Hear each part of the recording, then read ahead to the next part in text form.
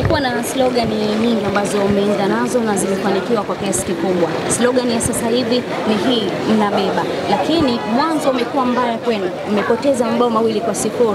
Unadhani hiyo slogan inaenda kutimia? Ya, inaenda kutimia, na kuna vitu vinaandaliwa au vinasemwa, kwa sababu nafikiri huo msemo una maana kubwa sana. Kama nilivyosema awali kwamba mchezo wa kwanza umeisha, sasa hivi tuna mchezo wa pili nyumbani ambao ni mchezo muhimu sana.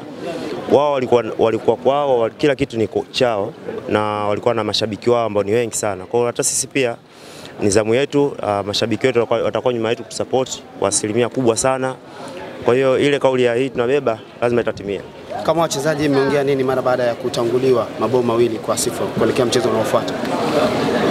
Game imeisha na focus ambayo sasa hivi tunaielekeza ni kwenye mchezo wa pili.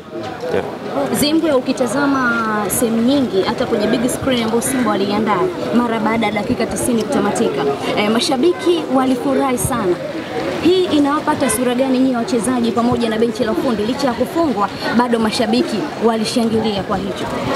Mashabiki wetu wanaelewa tukiwa uwanja nyumbani tunakuwa ni watu wa aina gani. Kwa hiyo hicho ndio kitu ambacho kinawapa moyo. Nafikiri tungekuwa tuna matokeo mazuri nyumbani wasingeweza kushangilia.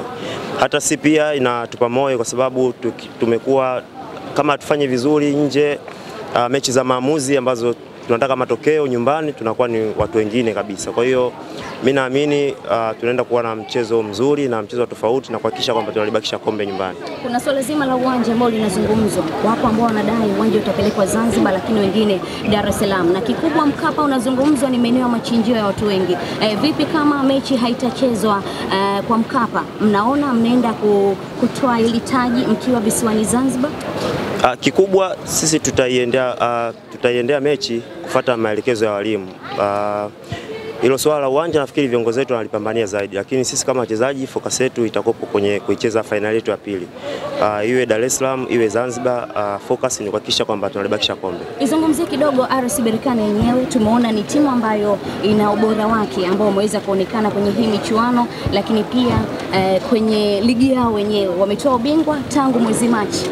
Zungumzia kidogo na kuelekea. Ni timu nzuri na ndio maana ipo finali, ni timu nzuri na ndio maana imechukua ubingwa kwao, ni timu nzuri na ndio maana ina mataji 2 nafikiri ya Africa Confederation. Kwa hiyo katika mchezo wa pili tutaingia kwa kuheshimu, kutambua ubora wao. Kwa hiyo kikubwa sisi kama wachezaji tutafuata yale maelekezo ya walimu wetu ambao watatuambia ili tuweze kushinda huo mchezo. Neno moja kwa mashabiki wa Simba. Siku zote mashabiki wa Simba wamekuwa ni watu wa kujitokeza kwa wingi sana kuja kutusupport sana. Na ndio maana hata tumepoteza kwa goli 2 lakini bado wamekuwa ni watu ambao wana furaha kwa sababu wanaamini kwamba wao ndio wanakuja kutupa sisi nguvu. Kwa hiyo hata sisi pia wachezaji ni faraja kwetu na tunaamini kwamba nguvu yao na nguvu yetu tukiunganisha tunalibakisha kombe. Asante Captain. Asante.